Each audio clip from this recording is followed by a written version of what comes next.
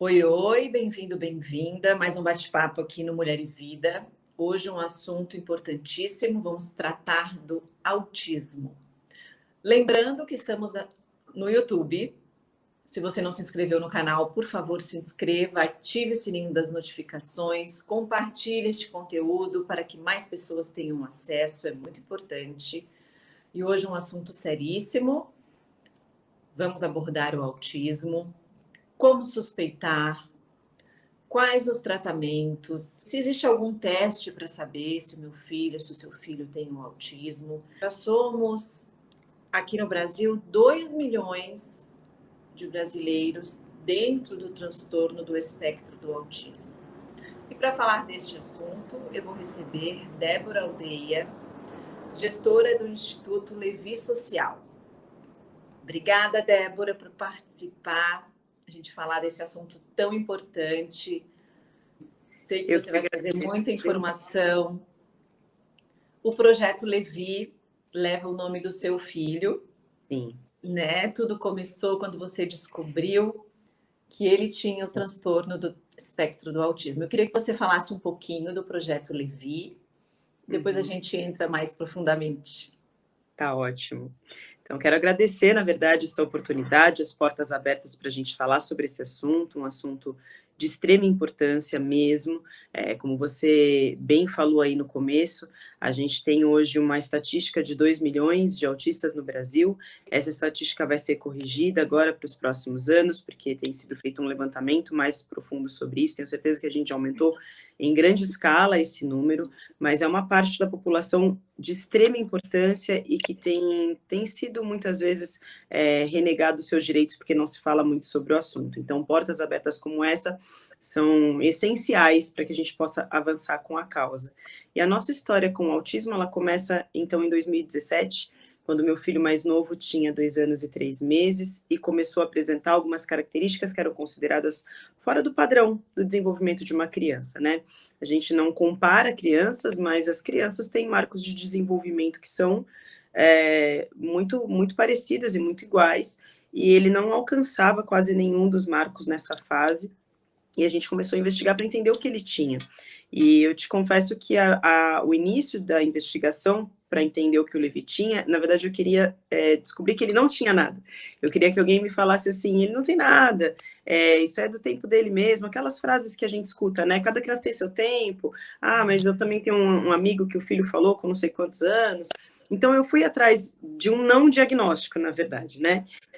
Mas não foi essa a realidade, a gente saiu então da consulta médica ali com uma suspeita de diagnóstico de autismo, e ali parece que o mundo acaba naquele minuto, né? É um choque, um baque inicial muito grande, principalmente quando você não sabe muito bem o que é, por isso que plataformas como essa da gente explicar o autismo e falar um pouco mais sobre o autismo também geram um conforto e um acolhimento para as famílias que estão em processo de diagnóstico, né? E aí, quando a gente fechou o laudo dele, depois de alguns meses de consultas ali, tudo para chegar realmente a fechar esse diagnóstico, mergulhei no mundo do autismo e passados alguns meses ali com essa chegada do diagnóstico nas nossas vidas, a gente abriu, eu e meu esposo, um instituto, que é o Instituto Levi Social, e que leva o nome do Levi, que é nosso filho mais novo, mas é uma sigla também que chama Levando Vida, Ensino e Inclusão. E é isso que nós temos feito desde 2017, agora abrindo no próximo mês a nossa 7ª unidade. Então, nós estamos em 7 cidades brasileiras. A gente iniciou o trabalho em Florianópolis e agora a gente está expandindo para outras cidades do Brasil. E tem sido lindo poder ver essa estrutura toda acontecendo, extremamente desafiadora, mas conseguindo chegar e levar ensino, vida e inclusão para muitas famílias que, assim como eu, também enfrentam essa rotina diariamente. Perfeito. Ô, Débora, e como suspeitar do autismo? O que te levou a procurar uma ajuda? Quais foram os sintomas? Sim. O que acontece? O autismo é chamado de transtorno do espectro do autismo porque ele é realmente muito amplo. você tem muitas vertentes e muitas pontas aí do autismo. Nenhum autista vai ser igual ao outro, são indivíduos assim como eu e você, mas existem algumas características muito específicas que fazem com que essas pessoas todas sejam colocadas dentro do mesmo espectro. Então, no caso do Levi, eu vou falar especificamente do Levi, né? Mas no caso do Levi, algumas questões que chamavam mais atenção eram que, aos 2 anos e meio, ele não falava absolutamente nada, não tinha nenhuma palavra. Além de não falar, ele não se comunicava, porque existe uma diferença entre você falar e você se comunicar, né? Ele não conseguia se fazer entender. Então, por mais que não falasse, mas apontasse, pedisse uma água, né, ou me puxasse pela mão, levasse até o armário para buscar uma comida, alguma coisa, ele não tinha esse tipo de intenção. Então, além de não falar, ele não se fazia entender. Isso começou a chamar muita atenção, porque com 2 anos e meio, e aí já indo à escola, você começa a perceber, puxa, 2 anos e meio tinha crianças que sentavam e conversavam histórias inteiras com a gente, né? Se você tem uma realidade assim próxima de crianças nessa idade, sabe que pelo menos alguma coisa consegue falar, consegue se comunicar, e não era a realidade dele. Ele também, na época, andava na ponta dos pés. Ele era extremamente irritado, então, às vezes, tudo que ele tinha na mão, ele jogava na gente, ele tentava se expressar de alguma forma, e a forma que ele tinha para se expressar eram essas, e na fase, naquele momento, eu ainda não sabia que eram crises, mas ele tinha o que a gente chamava de birras muito extensas, assim, sabe? Tudo que incomodava ele gritava, ele se jogava no chão, mas depois, quando você entra realmente dentro desse universo, você sabe identificar completamente a diferença de uma crise e de uma birra. Então, hoje em dia, eu sei que o que ele tinha, que o que ele apresentava realmente eram crises muito excessivas. Tinha seletividade alimentar, eram grandes pontos que faziam com que ele se tornasse um forte candidato a estar dentro do espectro do autismo. Essa, na realidade, do Levi. Agora, se a gente for falar com as pessoas que estão nos escutando, assim, como é que eu começo a ter essa pulga aí atrás da orelha de se tem algo acontecendo ou não na vida do meu filho, de um parente, de uma criança que está dentro do meu relacionamento ali, né? Então, quais são os pontos principais de uma criança, de uma pessoa que está dentro do espectro do autismo? Ela tem dificuldades de interação social, então é aquela criança que gosta mais de brincar sozinha, sabe? Não se relaciona muito com os pares da mesma idade. Aí você vai falar às vezes assim, nossa, mas ele se dá tão bem com crianças maiores, ele não gosta de se relacionar com as crianças da idade dele. É porque realmente as crianças da idade dele se tornam um desafio muito maior do que adultos, por exemplo. Mas geralmente as pessoas que estão dentro do espectro do autismo, elas não veem a necessidade, muitas vezes, de ter essa interação que o mundo espera que a gente tenha, sabe? Então, a questão de interação social é bastante importante. Muitos apresentam atraso de fala, outros não. Tem uma ponta do autismo que eles falam muito cedo e quando falam tudo corretamente, sabe? As palavras todas muito bem colocadas. Então, por isso que se torna tão desafiador, às vezes, você fazer o diagnóstico, mas a ausência de fala e de comunicação é algo que tem que ficar bastante alerta. Eu sei que muitas vezes as próprias famílias escutam dos pediatras, às vezes, não, até 3 anos está tudo bem, eu preciso te informar, não está tudo bem, não estou aqui atestando e dizendo se seu filho tem um atraso de fala, ele tem autismo, muito pelo contrário, até porque eu não sou profissional capacitada para isso, mas eu estou te dizendo que você precisa ir atrás de entender o que acontece com o seu filho, porque pode ser que não seja autismo, mas algum atraso já tem, e esse atraso vai se manifestar não só agora, quando ele for alfabetizado lá na frente, se ele demorar para ter essa fala presente, quando ele for ser alfabetizado lá na frente, esse atraso também vai ser um atraso que vai se caracterizar de uma forma muito importante.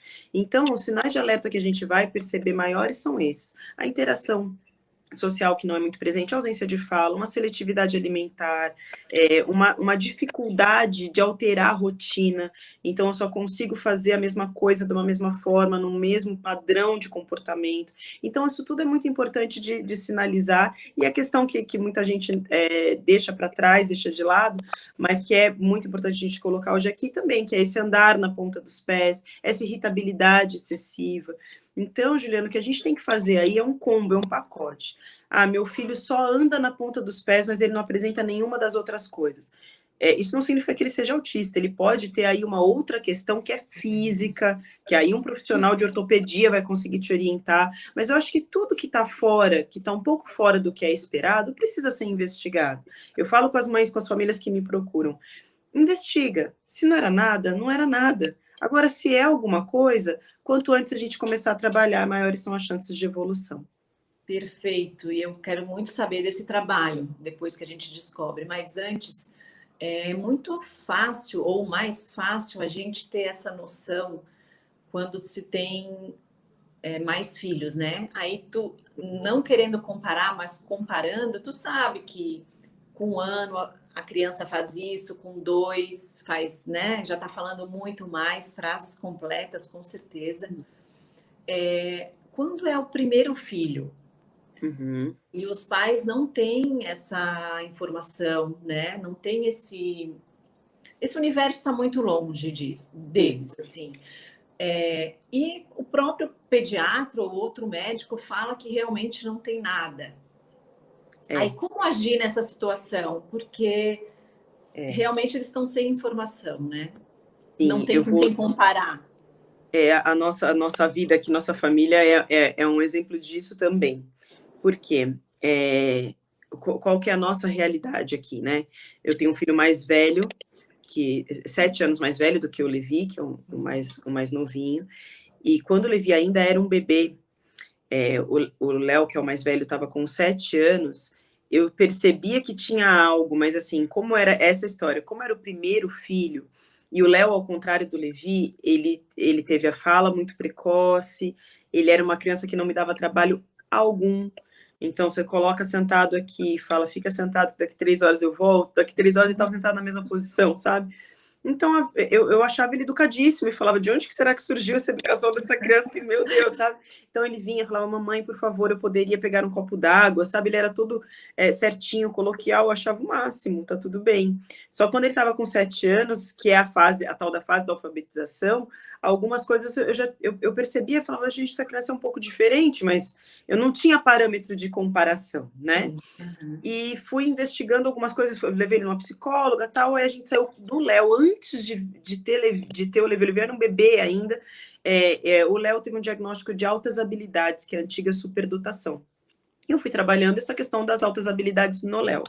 Quando vem o Levi, já numa outra ponta, eu vou investigar e fecho o diagnóstico de autismo, começo a estudar o autismo, eu falei, puxa, tem às vezes mais do autismo no Léo do que no Levi. E aí a gente começou a investigar o Léo, só que como é interessante, por isso que é desafiador, por isso que a gente nunca pode achar que foi uma criança foi negligenciada, é que às vezes mascara tanto aquele comportamento, aprende tanto a se virar, a conviver, que fica difícil realmente, fica muito sutil, principalmente quando é um autismo muito leve. Então, o Léo, a gente começou a investigar o autismo para ver se tinha alguma coisa ou não. No mais velho, ele estava com 9 anos e a gente fechou o diagnóstico dele com 11 anos. Não é via de regra, mas nós demoramos 2 anos para ter certeza absoluta de que o Léo também, que é o mais velho, também está dentro do espectro do autismo, numa outra ponta, mas tá. De tão sutil que era. Então, às vezes, as famílias dos filhos primogênitos, aí dos mais velhos, do único filho, têm uma dificuldade um pouco maior exatamente por isso. E nem tudo está perdido. Eu tenho muito clara essa experiência dentro de casa, de uma criança que eu comecei a trabalhar com 2 anos e meio o autismo, e de outra que eu comecei a trabalhar o autismo especificamente com 11 anos. Eu sei quais são os ganhos, quais são as perdas, o tempo que a gente perde, isso está muito claro, mas também sei que o próprio organismo desse ser humano vai se adaptando a esse ambiente que ele está vivendo. Então, por que a gente fala tanto sobre autismo? A gente quer tanto falar sobre autismo? Porque eu sei que tem famílias que não têm nem ideia, mas que às vezes escutam uma conversa como essa e falam, puxa, eu acho que talvez... quantos adultos eu encontro hoje, Juliana, assim, você não tem ideia, porque a gente fala de autismo mais no Brasil a partir dos anos 2000. Então, a gente tem uma gama de pessoas aí de 30, 40 anos se descobrindo autistas agora.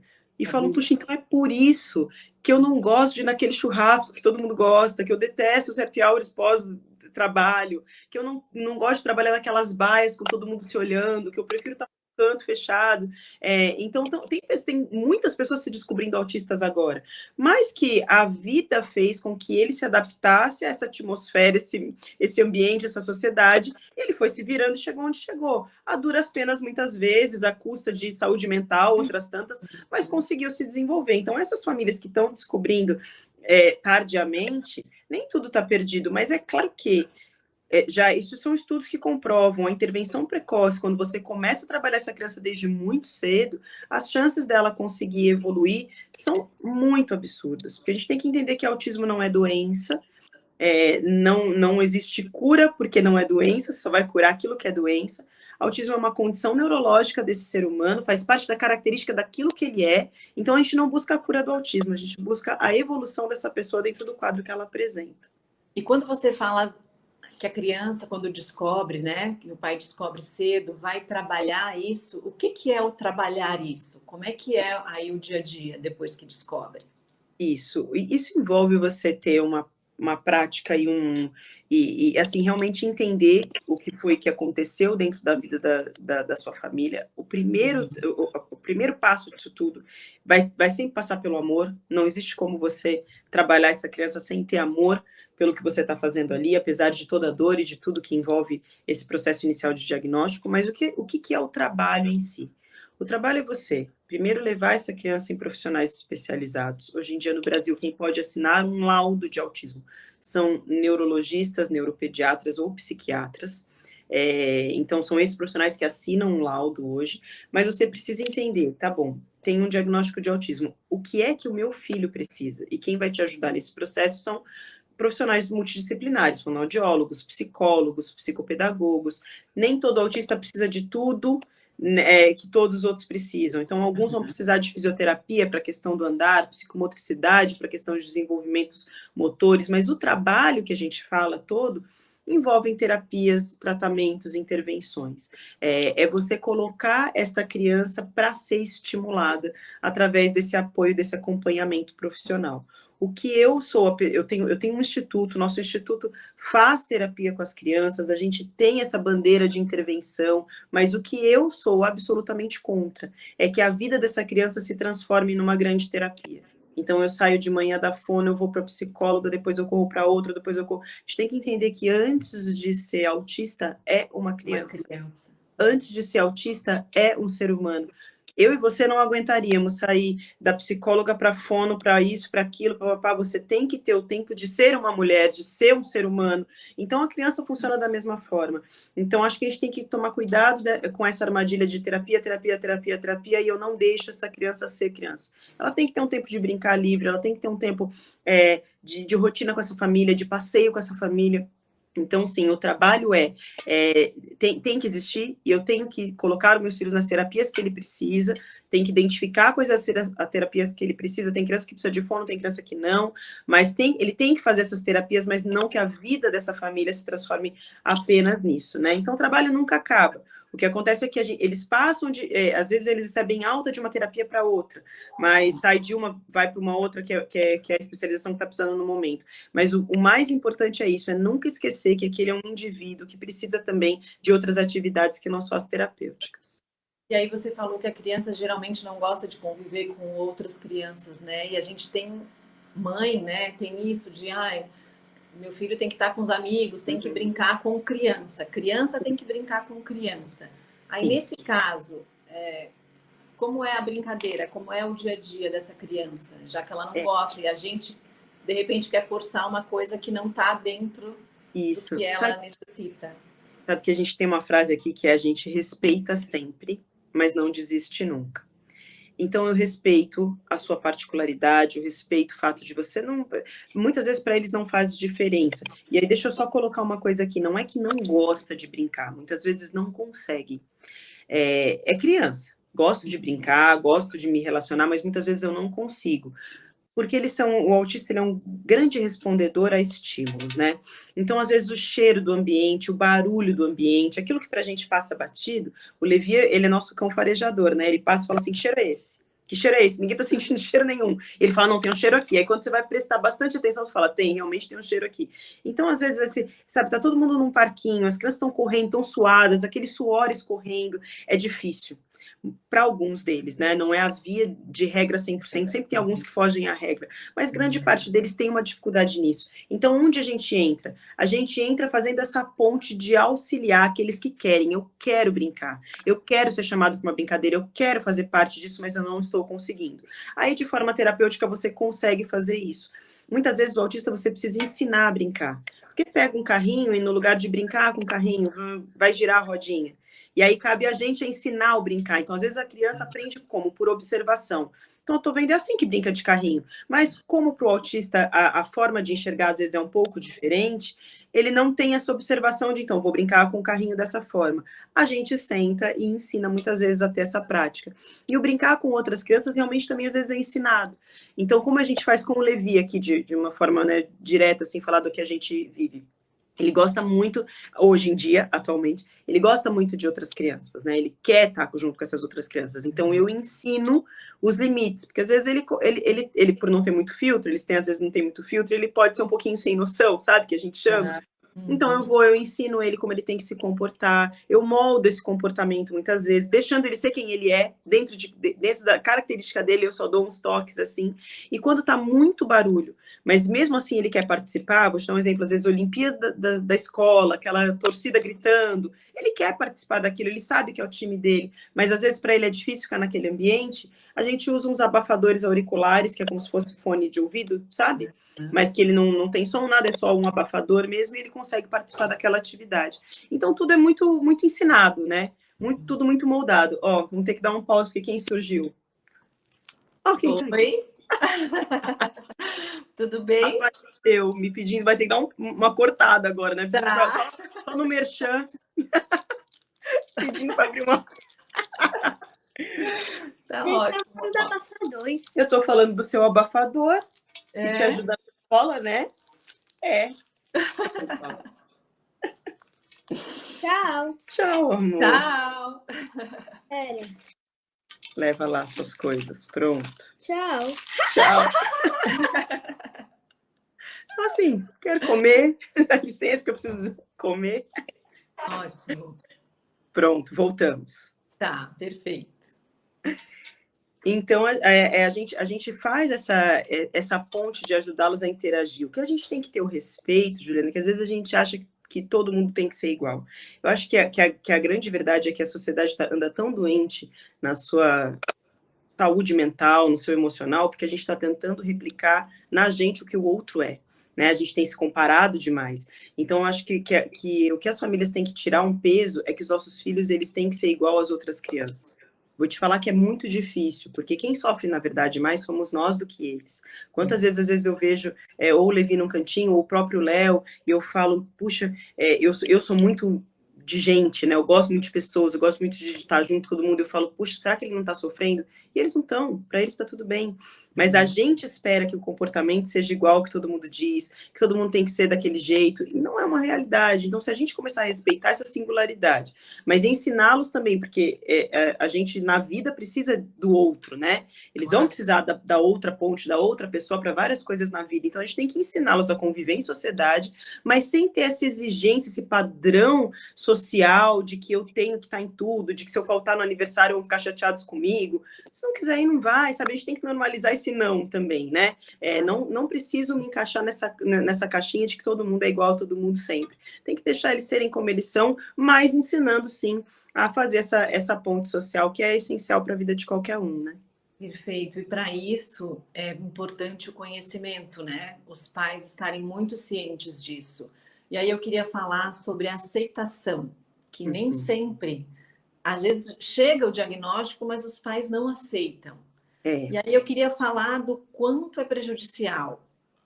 Muito. Para a criança, para o filho, não importa a idade, o grau, dos pais não aceitarem, porque como a gente já falou aqui, não é doença, consegue levar uma vida normal. Levi apareceu aqui querendo um biscoito, olha, tranquilo, como o meu no outro vídeo estava aqui dançando atrás de mim, Atrás, né? E a gente vai levando. Mas a não aceitação, queria muito falar sobre isso, assim, a importância dos pais estarem cientes disso. Sabe o que acontece, Juliana? A gente só tem medo daquilo que é desconhecido. Se você parar para pensar, você só teme aquilo que você não sabe, que está fora do teu controle, né? E essa é uma realidade que acontece muito com as famílias que têm o diagnóstico de autismo. Primeira coisa, você me vê hoje aqui falando, e aí o discurso é muito legal, né? Assim, anos depois, o sorriso no rosto vem, não tem jeito, eu já tô dentro dessa história, eu já sei hoje quem o Levi se tornou, eu sei as batalhas que a gente ainda tem, mas eu já vi, a evolução já aconteceu, né? Então é mais confortável de falar sobre. E aí, às vezes, as pessoas mandam mensagem ali nas minhas redes e falam, puxa, queria tanto que a minha cunhada também encarasse o autismo assim, queria tanto que a minha mulher, que meu marido, tal. A gente tem que tirar esse peso, porque vocês não me viram no começo. Né? Ninguém estava ali nos meus quartos à tarde, quando eu ia para a escola, e o nível de sofrimento que eu tive. Tem famílias que não, Juliana, assim, que quando recebem o diagnóstico falam, bom, é isso aí, vamos encarar de frente, acabou. Eu conheço algumas, mas são muito poucas. A maioria recebe o baque do diagnóstico porque aquilo que é desconhecido é aquilo que a gente teme. Então, a falta de conhecimento faz com que você não saiba o que vai ser do seu filho, você já cria milhões de coisas na cabeça, todos aqueles planos que você tinha, eles são frustrados de uma certa forma, e aí ali você lida com diversos monstros, né, internos em relação a essa situação. Só que tudo passa pela aceitação, sim. E aí que eu quero te dizer algo que é um ensino assim que eu tenho para a vida, né? Aceitar não é se conformar, existe uma diferença entre conformismo e aceitação. Eu sou uma eterna inconformada, eu aceito, mas eu não me conformo de me esconder atrás do autismo, sabe? Ah, ele não consegue cortar com a tesoura, mas é porque ele tem autismo. Ah, ele não consegue correr, mas é porque ele tem autismo. Não, ele não consegue cortar com a tesoura. Tudo bem, se ele não conseguir nunca, não há problema. Alguém vai cortar para ele o resto da vida, mas eu preciso tentar. Então, eu acho que a questão da aceitação, ela passa por você entender que existe algo que aconteceu na sua vida, que você precisa encarar de frente, que a gente vai precisar ajudar essa pessoa para que um dia ela consiga alcançar o que está todo mundo dizendo que ela não vai alcançar. Então, todo mundo fala, você se conformou com o autismo? Nunca vou me conformar, isso não significa que eu não aceite. O conformismo faz com que a gente estagne a vida. Então, é isso mesmo. Não, ele não gosta de brincar com outras crianças, vou deixar assim mesmo. Ele não fala, mas é porque ele tem autismo. O autismo não é o meu filho, né? Meu filho está dentro do espectro do autismo, mas o autismo não é ele. Então, o meu filho é o Levi, o meu filho tem as características próprias dele, ele tem a personalidade própria dele, o autismo só faz parte desse grande pacote. Então, a aceitação para as famílias, quando não existe uma aceitação, a evolução dessa criança, o tanto que essa criança salta nesse desenvolvimento, fica bastante prejudicado. Porque, geralmente, quando você não aceita, você não fala sobre, você não quer intervir sobre, você não quer que ninguém fique sabendo a respeito. Não acho que você precise ir para as redes sociais e divulgar isso para todo mundo, se você não quiser, é uma particularidade sua. Por exemplo, por que a gente não fala tanto do Léo nas nossas redes sociais? Porque o Léo já tem agora 15 anos, ele fala disso abertamente, a sala dele, da escola inteira sabe sobre, já fui na sala dele dar palestras e todo mundo sabe que ele tem autismo, mas eu acho que ele, o dia que ele resolver ir para uma rede, ele sabe que eu falo dele nas entrevistas, para ele tá tudo bem, ele tá super confortável quanto a isso, mas eu respeito a particularidade dele. Agora, se a família não quer divulgar do jeito que eu divulgo, porque eu tenho uma causa específica, uma bandeira que eu levanto, não há problema. Mas desde que você não negue para você mesmo. A pior negação é a nossa própria negação. Então, quando não tem a aceitação, a criança evolui muito menos, a gente vê isso diariamente aqui no Instituto, mas a gente também não pode botar um peso nessa família de você tem que simplesmente aceitar. Faz parte de um ciclo, de um processo de luto. É um luto, sim, de um filho que você idealizou. E as pessoas têm que cada um passar por essas fases todas do luto até chegar nessa parte de aceitação, cada um no seu tempo, mas desde que você se esforce para chegar lá. Então, a aceitação ela é a chave. Muito grande e importante desse tratamento dessa criança, sim. E aí você vê que existe um acolhimento para a criança e para a família quando a família toda aceita o que aconteceu, né? Exato, e a aceitação da família, né? Para que todos saibam como lidar e entender que às vezes a birra não é uma birra, e sim um comportamento, né? Sim. E aí na escola, como é que é o dia a dia na escola? Os professores precisam saber, os alunos, os colegas precisam saber. É muito importante essa parceria família e escola, né? A gente hoje tem diversos relatos de famílias que sofrem muito nessa área, na área da educação, e aí aqui não cabe a nós julgar professores, até porque eu parto do princípio, Juliana, que eu não posso te cobrar aquilo que eu não te ensinei. E muitas vezes o que falta para os professores hoje, no geral, é o olhar das instituições gerais de ensino, do governo, enfim, de todos, para capacitar esse professor, porque também o que é feito hoje? A lei determina que nenhuma criança pode ter a sua mensalidade, a sua matrícula, aliás, a sua matrícula negada por ter qualquer particularidade como o autismo. Então, por lei, as escolas são obrigadas a receber essas crianças. Aí o que a escola faz? Pega essa criança e coloca dentro de uma sala de aula com outros 20, 30 alunos e um professor que ninguém nunca falou para ele o que é o autismo. E esses professores que são super guerreiros, eles vão atrás, vão estudar, vão não sei o quê, mas está todo mundo exigindo algo deles que muitas vezes eles não têm para oferecer porque ninguém ensinou. Então esse trabalho que o Instituto Levi faz também é esse, é de capacitar essas instituições de ensino, capacitar esses professores para que eles possam entender essa realidade que eles estão enfrentando. Porque hoje qual que é a realidade? Os autistas estão em todos os lugares. Muitos deles com diagnóstico, outros não. Existem famílias que escondem o diagnóstico da escola por medo dos seus filhos serem rejeitados. Mas por que o diagnóstico é importante? O diagnóstico norteia o que a gente precisa fazer com aquela criança. E essa parceria família e escola é essencial para que essa criança possa ter todo o acesso ao aprendizado que ela tem direito, é direito garantido por lei, ela precisa aprender assim como as outras crianças também. Então essa conversa com a escola, ela é muito importante, e você precisa encontrar uma escola que esteja aberta a isso também, né? Eu entendo muito as famílias que vão à justiça quererem para garantir os direitos da sua criança a estudar naquela instituição de ensino, mas eu também fico pensando, puxa, se eu tenho que ir na justiça para que meu filho seja aceito nessa escola, como é que vai ser a rotina, o dia a dia dele dentro dessa instituição, né? Então a gente, graças a Deus, encontrou uma instituição que acolheu os nossos filhos. É muito importante que os professores todos saibam, que tenham uma conversa com a coordenação para entender o que é que essa criança vai precisar de apoio. É garantido por lei um professor auxiliar, né, um acompanhante educacional a essa criança no ambiente escolar. Para aqueles que precisam desse apoio, os que não precisam vão ali desenvolvendo até uma autonomia, porque precisam se desenvolver nessa área também. E mas o bullying, né? Que é tão... Oi? E o bullying também, né? Com os amigos, assim. Então, Sim. os amigos sabem.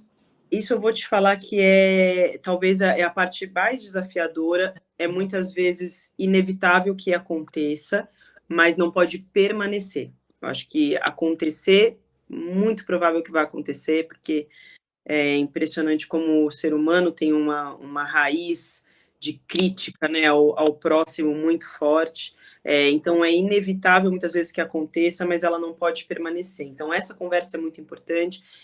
A escola dos meninos agora, até essa semana, eu vou lá dar uma palestra para os alunos do 8º ano, exatamente voltada a isso, não é nem a série dos meus filhos, mas eles fazem esse trabalho de conscientização, porque realmente é algo que acontece, a gente vê casos terríveis, só que quando você tem uma escola consciente de fazer esse apoio, muitas vezes esse bullying vai se diminuindo, e você também reforçar naqueles autistas que têm maior compreensão, você reforçar de fato quem eles são, né?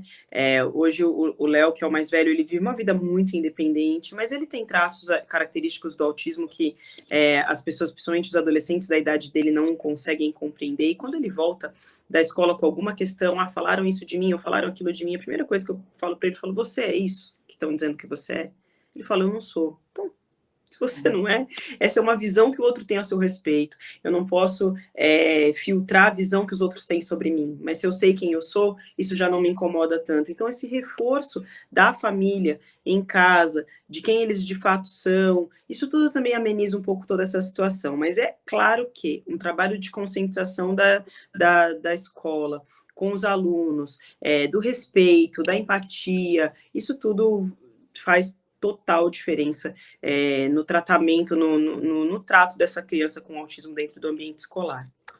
Perfeito. E Débora, para a gente encerrar, eu queria falar um pouquinho mais do Instituto Levi. Como é que funciona? Se alguém que está nos assistindo aqui queira entrar em contato para ter informação, para tirar uma dúvida ou até para que o filho tenha acesso ao Instituto, como é que funciona?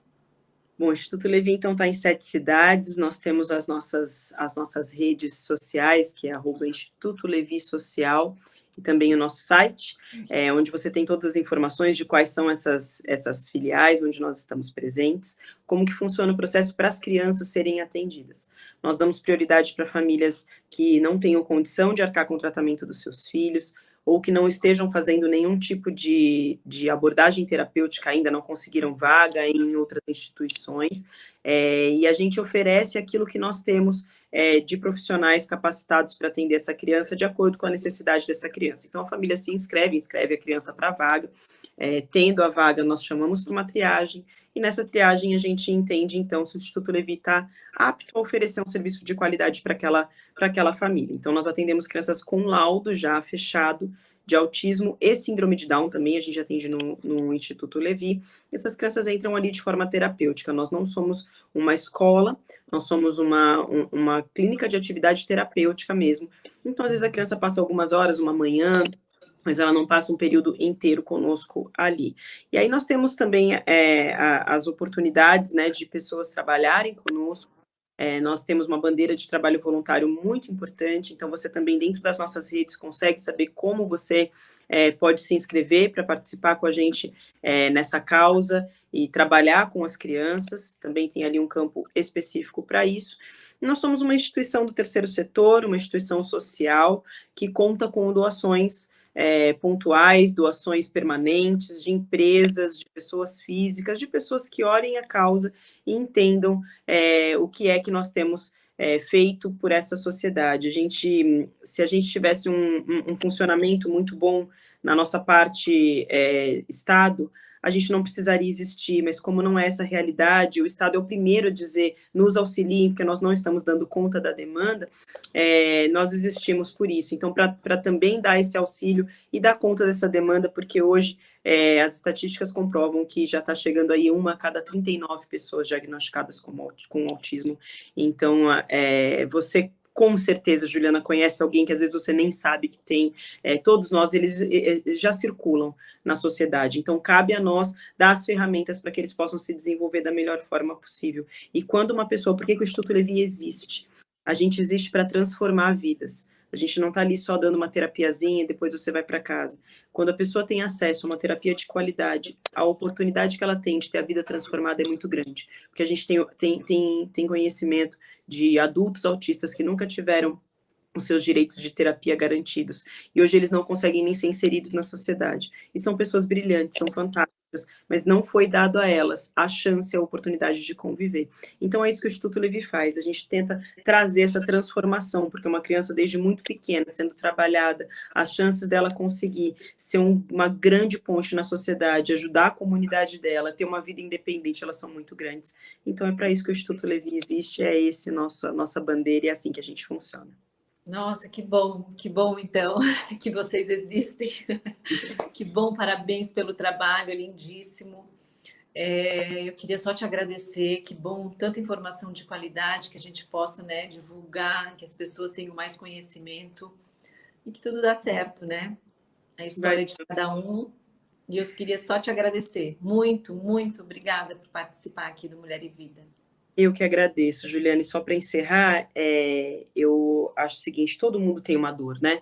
Todo mundo tem alguma questão, a vida da gente é feita disso, até porque as nossas cicatrizes nos transformam em quem nós somos. Então, a dor faz parte do processo de vida de qualquer um. E essa é a minha história, foi o que eu fiz com a minha dor, com aquilo que se abateu nas nossas vidas e tudo mais. Mas que você também, né, que está nos escutando, cada um de nós, que você possa entender que a dor, ela um dia pode virar cura, né?